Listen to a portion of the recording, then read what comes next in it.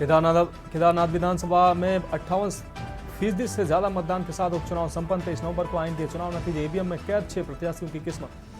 CM Dhami ने भू कानून उल्लंघन पर सख्त रुख अपनाया। नई राजस्व संहिता का इंतजार अभी और बढ़ा। पहले भू कानून संशोधित करने की तैयारी। उत्तराखंड सरकार ने राज्य स्तरीय खेलों में शीर्ष खिलाड़ियों के लिए सरकारी नौकरियों में 4% आरक्षण की घोषणा की। खेल मंत्री के रेखा आर्या ने किया ऐलान। द्वितीय केदार श्री मद महेश्वर के कपाट बंद। शीतकाल में 6 महीने ओंकारेश्वर मंदिर में होगी पूजा। इस वर्ष 18,000 श्रद्धालुओं ने बाबा मद महेश्वर के दर्शन किए। नवंबर माह में भी हेमकुंड साहिब बर्फ विहीन। बद्रीनाथ में भी बर्फ नहीं। मौसम में आए बदलाव का दिख रहा असर। और उत्तराखंड में बदलेगा मौसम। अगले कुछ दिन मैदानी इलाकों में छाएगा कोहरा। तापमान गिरने से बढ़ेगी ठंड। 20 से 22 नवंबर तक घने कोहरे का अलर्ट। आप देख रहे हैं के न्यूज, खबरों का सारथी। नमस्कार, उत्तराखंड की खबरों के साथ मैं हूं मनोज मानस और अब खबरें विस्तार से। केदारनाथ सीट पर शांतिपूर्वक उपचुनाव संपन्न हुआ है। केदारनाथ विधानसभा सीट पर 56.78% मतदान हुआ है। ईवीएम में कैद हुई है 6 उम्मीदवारों की किस्मत। 23 नवंबर को आएंगे उपचुनाव के नतीजे। तो ईवीएम में 6 प्रत्याशियों 6 उम्मीदवारों की किस्मत कैद हुई है। 23 नवंबर को आएंगे उपचुनाव के नतीजे। केदारनाथ सीट पर शांतिपूर्वक उपचुनाव संपन्न हुआ है। केदारनाथ विधानसभा सीट पर 56.78% हुआ है मतदान। ईवीएम में कैद हुई 6 उम्मीदवारों की किस्मत। 23 नवंबर को आएंगे उपचुनाव के नतीजे। केदारनाथ सीट पर शांतिपूर्वक उपचुनाव संपन्न हुआ है। केदारनाथ विधानसभा सीट पर 56.78% हुआ है मतदान। ईवीएम में कैद हुई 6 उम्मीदवारों की किस्मत। 23 नवंबर को आएंगे उपचुनाव के नतीजे। केदारनाथ सीट पर शांतिपूर्वक उपचुनाव संपन्न हुआ है।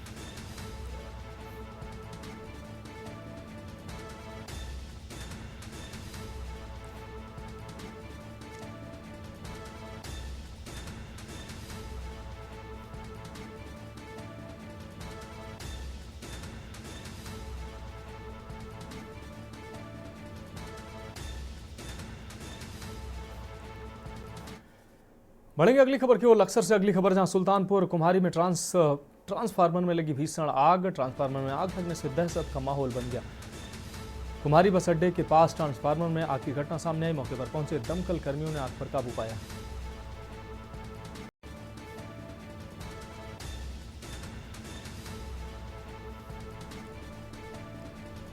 मौके पर पहुंचे दमकल कर्मियों ने आग पर काबू पाया है। तो लक्सर से अहम खबर, सुल्तानपुर कुम्हारी में ट्रांसफार्मर में आग की घटना सामने आई। ट्रांसफार्मर में आग लगने से दहशत का माहौल बन गया।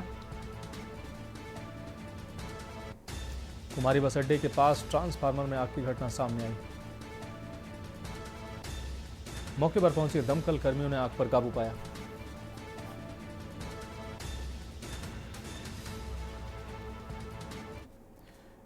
अब बढ़ेंगे अगली खबर की ओर। खबर देहरादून से, जहां मुख्यमंत्री पुष्कर सिंह धामी ने दून विश्वविद्यालय में कौशल विकास एवं रोजगार कॉन्क्लेव में मुख्य अतिथि के रूप में शामिल हुए हैं। इस अवसर पर जनरेशन इंडिया और उत्तराखंड सरकार के बीच MOU भी साइन किया गया है। मुख्यमंत्री ने कहा कि यहाँ ये कॉन्क्लेव हमारे युवाओं के कौशल विकास के क्षेत्र में नई संभावनाओं के द्वार खोलने की दिशा में एक महत्वपूर्ण भूमिका निभाएगा। ये कॉन्क्लेव युवाओं को उनकी क्षमता के अनुरूप सशक्त बनाने में सहायक सिद्ध होगा और उन्हें आत्मनिर्भर बनने के लिए प्रेरित भी करेगा। मुख्यमंत्री ने कहा कि राज्य के सकल घरेलू उत्पाद को दोगुना करने के लक्ष्य को लेकर सरकार कार्य कर रही है। 2 साल में राज्य के सकल घरेलू उत्पाद में 1.3 गुना वृद्धि हुई है।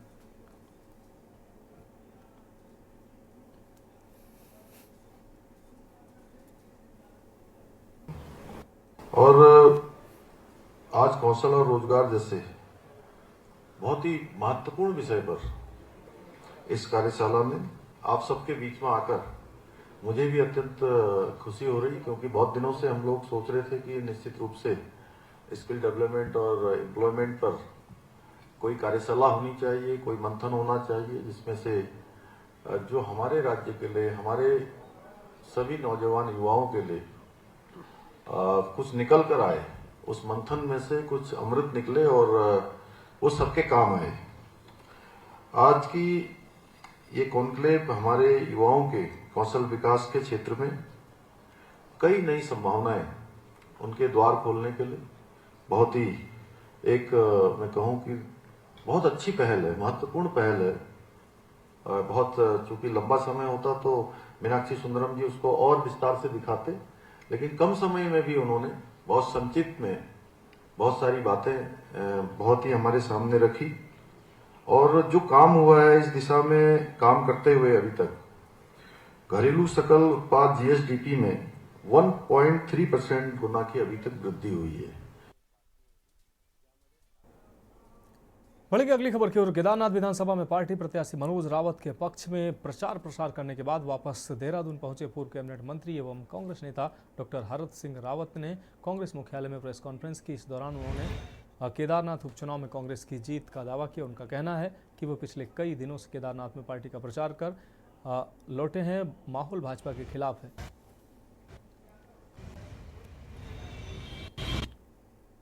मैं जिस तरह वहाँ गया हूँ तो मैं इधर चोपता से लेकर चंद्रनगर से लेकर पूरे अगस्त मुनि पूरा क्षेत्र में घूमा हूँ, भीरी से लेकर और वहाँ रामपुर, सीतापुर, ऊखीमठ, अगस्त मुनि, मैंने सभी जगह जनसभाएं की और कार्यक्रम किए हैं। वहाँ माहौल एकदम भाजपा के खिलाफ और विशेष करके भारतीय जनता सरकार के खिलाफ है माहौल, मुख्यमंत्री के खिलाफ है माहौल। इसलिए खिलाफ है कि कहीं ना कहीं लोगों को ये लगता है वहाँ कि हमारे साथ अच्छा व्यवहार नहीं हो रहा है, सौतेला व्यवहार हो रहा है। ये एक माहौल इस तरह का वहाँ बना हुआ है और मुझे भरोसा है कि अगर कोई गड़बड़ नहीं हुई, मैंने पहले भी कहा कि देखिए जिस तरह शराब का सेवन हो रहा है। रुक करेंगे अगली खबर का। स्वास्थ्य मंत्री डॉक्टर धन सिंह रावत ने देहरादून में आरजी हॉस्पिटल का उद्घाटन किया है। वहीं उन्होंने बताया कि भारत की सबसे बड़ी चेन आरजी हॉस्पिटल की है, जिसमें पूरे देश में 17 हॉस्पिटल हैं और 18वीं शाखा देहरादून में खोली गई है।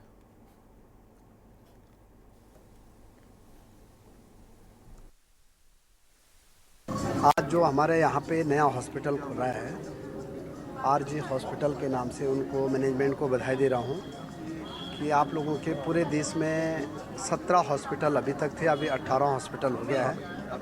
और मुझे लगता है कि देहरादून के लिए एक अच्छी शुरुआत है कि एक अच्छा हॉस्पिटल और हमारे प्रदेश में आ गया है।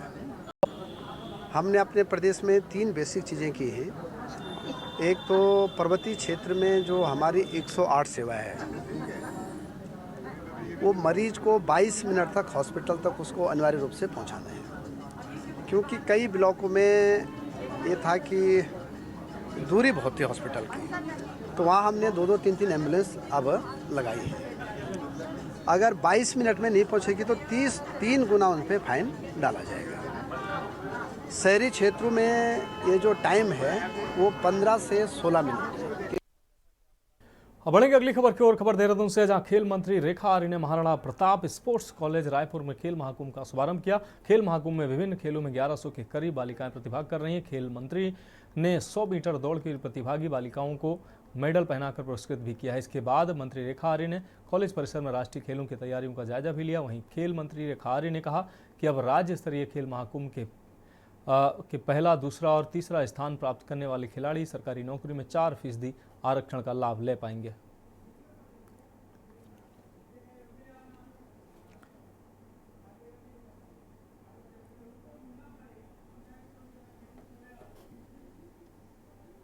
देहरादून जनपद स्तरीय खेल महाकुंभ की शुरुआत हो गई है। 2 दिवसीय खेल महाकुंभ रहेगा और निश्चित रूप से आज इस खेल महाकुंभ में जिस प्रकार से बालिकाओं का प्रतिभाग और जिस प्रकार से एथलेटिक के गेम्स यहाँ पर हुए हैं, वो साफ बताता है कि लड़कियां पूरी तरीके से ऊर्जा से भरी है और खेल के प्रति एक अद्भुत उनके अंदर रुचि है और खेल को लेकर उनकी गंभीरता उसको करियर बनाने के दृष्टिकोण से भी उनके वार्तालाप से झलकता है। तो निश्चित रूप से इस प्रकार के खेल महाकुंभ एक सुंदर अवसर जो है वो हमारे खिलाड़ियों को देने का काम करता है। मैंने बहुत शुभकामना दी है कि बहुत जल्द आपकी हमारी मुलाकात जो है वो राज्य स्तरीय खेल महाकुंभ में होगा। बढ़ेंगे अगली खबर की ओर। उत्तराखंड हाईकोर्ट ने उत्तरकाशी के बड़कोट को पानी की समस्या से निजात दिलाए जाने को लेकर दायर जनहित याचिका पर सुनवाई करते हुए कोर्ट की खंडपीठ ने समस्या को गंभीर मानते हुए सचिव पेयजल से 26 नवंबर को कोर्ट में वीडियो कॉन्फ्रेंसिंग के माध्यम से पेश होने को कहा है। मामले की सुनवाई के लिए कोर्ट ने अगली 26 नवंबर की तिथि नियत की। आपको बता दें कि बड़कोट निवासी सुनील थपलियाल ने जनहित याचिका दायर कर कहा कि बड़कोट में पानी की समस्या रही है। बड़कोट को लेकर क्षेत्रवासी पिछले 6 जून से तहसील परिसर में क्रमिक धरना प्रदर्शन कर रहे हैं।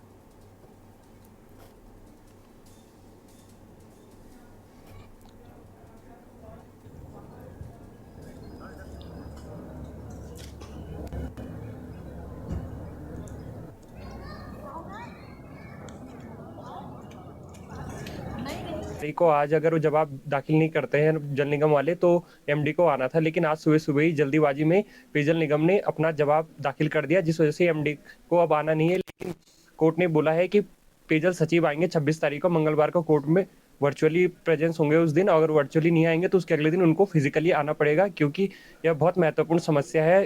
पहाड़ का पानी अगर पहाड़ के काम नहीं आ रहा तो पानी किस काम का। और यमुना नदी से 500 की नदी के तट पर ही बसा हुआ शहर है, तो कोर्ट ने बोला कि पानी एक मूलभूत समस्या है, इसका निवारण जरूरी जल्दी ही होना चाहिए। तो परसों 26 तारीख को वर्चुअली कोर्ट में अपीयरेंस देनी है पेयजल सचिव ने। बढ़ेंगे अगली खबर की ओर। नई टिहरी भागीरथीपुरम टॉप टेरिस में टिहरी हाइड्रो डेवलपमेंट कॉर्पोरेशन के अध्यक्ष आर बिश्नोई ने एक प्रेस वार्ता की है। प्रेस वार्ता में कहा कि टिहरी बांध परियोजना के अधिकारियों ने जीत हासिल की। एक और उपलब्धि पंप स्टोरेज प्लांट के प्रथम यूनिट 250 मेगावाट राष्ट्रीय ग्रिड के असफल सिंको जाइसन देश का पहला पंप स्टोरेज प्लांट बनकर तैयार हो चुका है। प्रथम यूनिट 250 मेगावाट को ग्रिड के साथ सिंक्रोनाइज कर दिया गया है।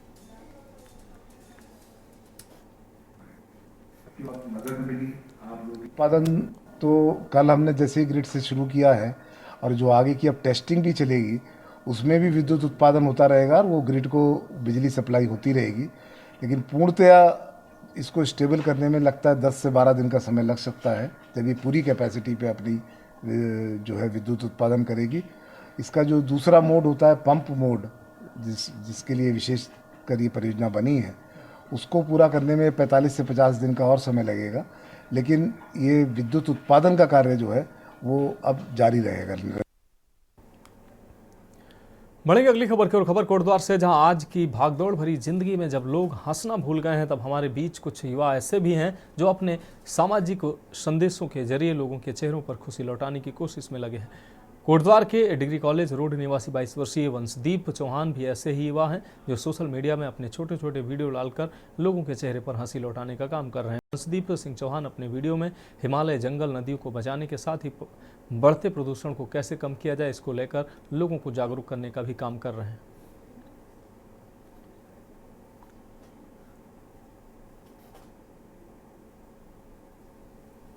अपनी रील से ये संदेश देना चाहता हूँ कि कुछ जो लोग गंदगी फैला रहे हैं देश में और मतलब कोटद्वार को काफ़ी गंदा कर चुके हैं, तो उसको बचाने के लिए। और मैंने एक रील दिवाली पे बनाई थी, उसमें मैंने पोस्टर बनाया था कि अपना स्वच्छ कोटद्वार रखें, पॉल्यूशन मुक्त कोटद्वार रखें, ज़्यादा पटाखे ना फोड़ें। और मुझे बस यही मोटिव लोगों को देना है कि अपना आसपास का एरिया सब कुछ अच्छा स्वच्छ रखें। और जो लोग हंसना भूल गए हैं, मैं उनको काफ़ी खुशी देना चाहता हूँ अपनी रील से और हंसाना चाहता हूँ।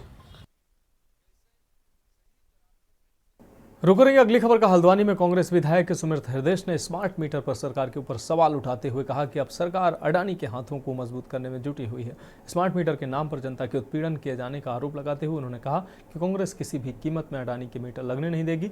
इस प्रदेश में वैसे भी पर्यटन व्यवसाय से लेकर आम व्यक्ति रोजगार तथा अन्य विषयों को लेकर परेशान है। ऐसे में स्मार्ट मीटर में पहले रिचार्ज करें या अपने बच्चों की फीस भरें। वहीं केदारनाथ चुनाव में आज मतदान को लेकर हल्द्वानी से कांग्रेस विधायक सुमित हृदय ने कहा कि केदारनाथ उपचुनाव में कांग्रेस प्रत्याशी जीतने जा रहे हैं। इनसेंसिटिविटी जो इस सरकार की है लोगों के प्रति और अपने नेताओं के प्रति, और उसके बाद बहुत स्थानीय विषय हैं और बहुत प्रांतीय विषय हैं जिन विषयों को लेकर कांग्रेस पार्टी गई है। मनोज रावत जी की जीत होगी, ऐसा मेरा मानना है। मेरी शुभकामनाएं उनके साथ। प्रीपेड मीटर आना उत्तराखंड में तय हो चुका है, सरकार ने तो नीति बना दी है। आम जनमानस वैसे ही इतनी अर्थव्यवस्था से परेशान है, बेरोजगारी से परेशान है, महंगाई से परेशान है, और उसके बाद प्रीपेड जैसे मोबाइल होता है, पहले रिचार्ज करोगे तब मोबाइल चले, प्रीपेड मोबाइल जैसे होता है, प्रीपेड बिजली का जो मीटर है, पहले आप उसमें पैसा डालोगे तो घर में बिजली आएगी। अब पहले इंसान ये सोचेगा कि मैं अपनी किस्त जमा करूं, बच्चों के स्कूल की फीस जमा करूं, आमदनी अठन्नी, खर्चा 2 रुपया जिस सरकार में हो चुका है, वहां पे ये जो प्रीपेड मीटर है बहुत बड़ा अभिशाप आम जनता के लिए साबित होगा। कांग्रेस पार्टी इसका पुरजोर विरोध करेगी। अब जनता को ये करना पड़ेगा, अगर ये प्रीपेड मीटर लग गया तो पहले उसको रिचार्ज करेंगे तब घर में बिजली आएगी। केदारनाथ के चुनाव में भी हमने गांव-गांव ये बात बताई, वहां के लोगों को ये बात नहीं पता थी। फिलहाल उत्तराखंड की खबरों में वक्त एक ब्रेक का, जल्द हाजिर होंगे। आप देख रहे हैं के न्यूज, खबरों का।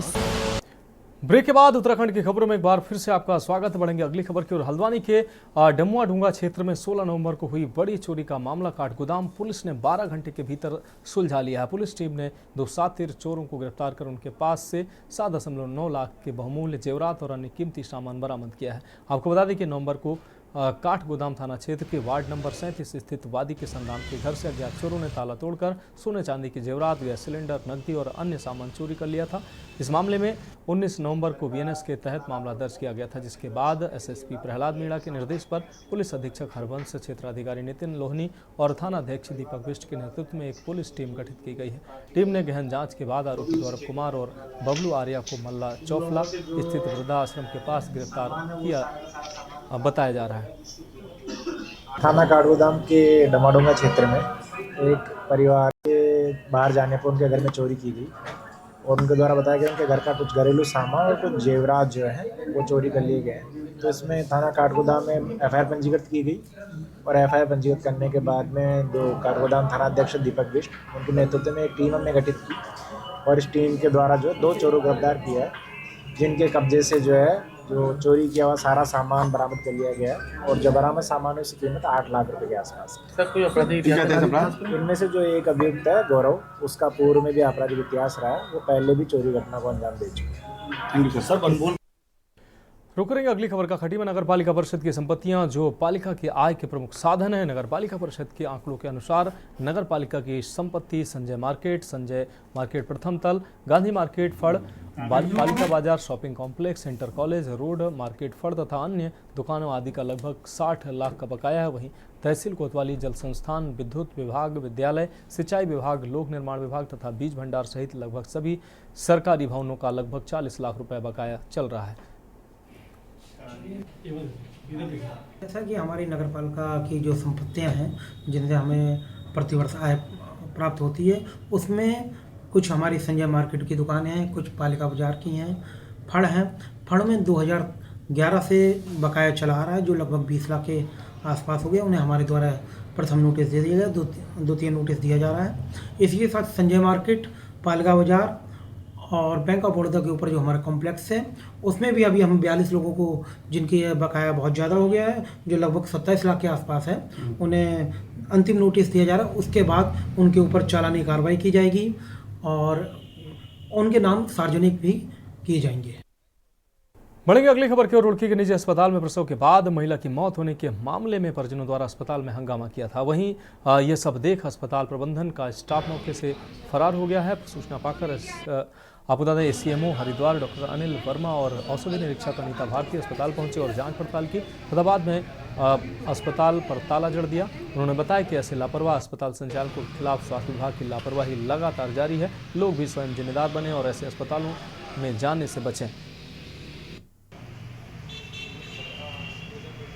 के द्वारा संज्ञान में ला गया था कि डायमंड अस्पताल रुड़की में कोई मौत हुई है, तो हम तुरंत अपनी टीम को लेकर के मैं यहाँ पहुँचा हूँ और मैं कंसल्ट सर से बात की। वो ओटी में है, मैं कहा आप भी आ जाइए, देखते हैं क्या कारण रहा।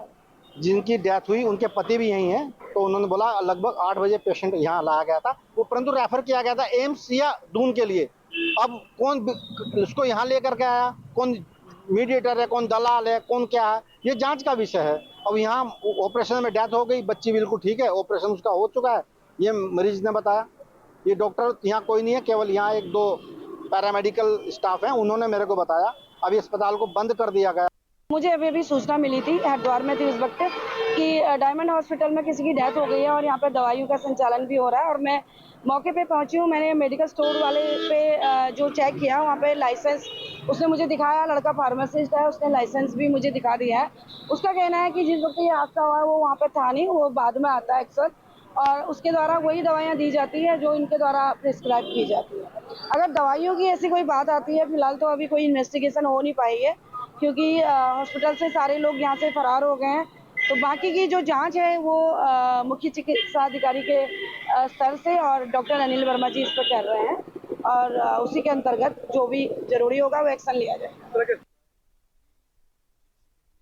रुक रही अगली खबर का देहरादून से। अगली खबर जहां ओएनजीसी चौक में हुए भीषण सड़क हादसे के बाद दून पुलिस ने ट्रैफिक सिग्नल के समय में बदलाव किया है। इसके तहत अब रात 12 बजे तक ट्रैफिक सिग्नल खुले रहेंगे। एसएसपी देहरादून अजय सिंह ने बताया कि दून में अब रात 12 बजे तक ट्रैफिक सिग्नल खुले रहेंगे। इसके साथ ही हर चौक पर स्पीड ब्रेकर बनाए जाएंगे।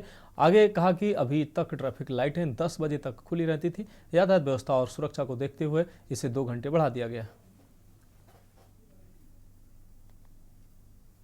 भी एक हाल फिलहाल एक बहुत दुखद हादसा हुआ था, और इसको देखते हुए ये ज़रूरत महसूस हो रही थी कि जो रात्रि में 10 बजे जो हमारी बात ट्रैफिक लाइट फ्री जाती जनरली जो हर जगह प्रोविज़न रहता है, उसको देखते हुए उसको 12 बजे तक बढ़ा दिया गया, जिससे कि ऐसे चौक चौराहे जहाँ पर तेज़ गति से वाहन निकलते हैं रात्रि में, वो रेड लाइट देखकर या ग्रीन लाइट देखकर ही उसको क्रॉस करें, जिससे एक्सीडेंट की संभावना कम रहे।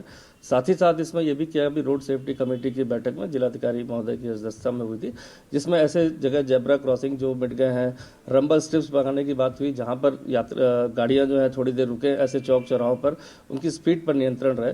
और साथ ही साथ हम इसमें ड्रोन और इसके माध्यम से भी जो अभी हम चालान कर रहे हैं, 2500 से ज़्यादा जेब्रा क्रॉसिंग की और रेड लाइट जंपिंग की कार्रवाई भी की गई है।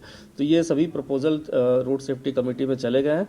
रेड लाइट का समय बढ़ा दिया गया। बाकी अन्य जो विभागों द्वारा किया जाना है, जेब्रा लाइन को फिर से बनाया जाना है, रंबल स्ट्रिप लगाई जानी है, वो काम भी मुझे लगता है 15 से 20 दिन के अंदर सभी ऐसे चौक चौराहों पर ये बन जाएगा।